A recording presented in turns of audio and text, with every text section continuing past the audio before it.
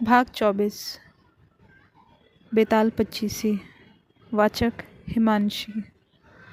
समय अप्रैल 2026। भाग 24। किसी नगर में मंडालिक नाम का राजा राज करता था। उसकी पत्नी का नाम चंडवती था। वह मालवा देश के राजा की लड़की थी। उसके लावण्यवती नाम की कन्या थी। जब वह विवाह योग्य हुई तो राजा के भाई बंधुओं ने उसका राज्य छीन लिया और उसे देश निकाला दे दिया।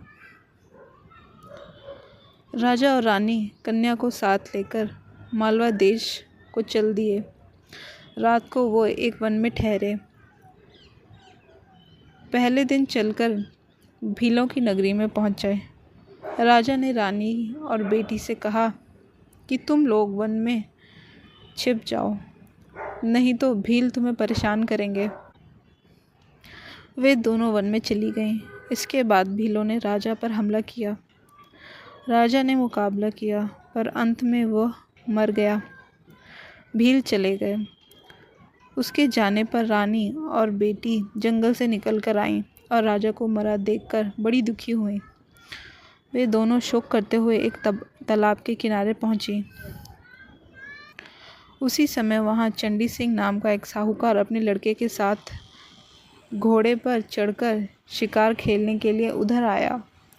दोनों स्त्रियों के पैरों के निशान देखकर साहूकार अपने बेटे से बोला, अगर ये स्त्रियां मिल जाएं तो जिससे चाहे विवाह कर लेना। लड़के ने कहा, छोटे पैर वाली छोटी उम्र की होगी, उससे मैं विवाह कर लूँगा, आप बड़ी से कर लेना।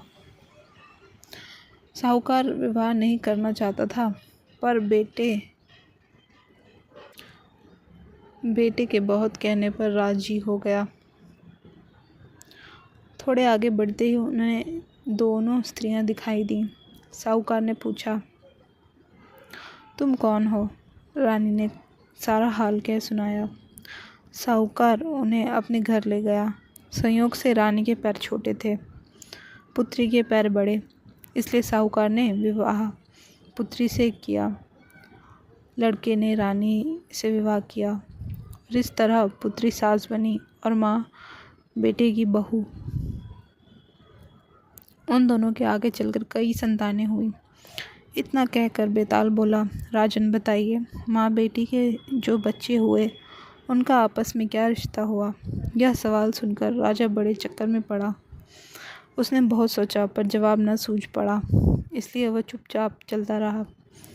बेताल यह देखकर बोला, राजन कोई बात नहीं, मैं तुम्हारे धीरज और पराक्रम से खुश हूँ।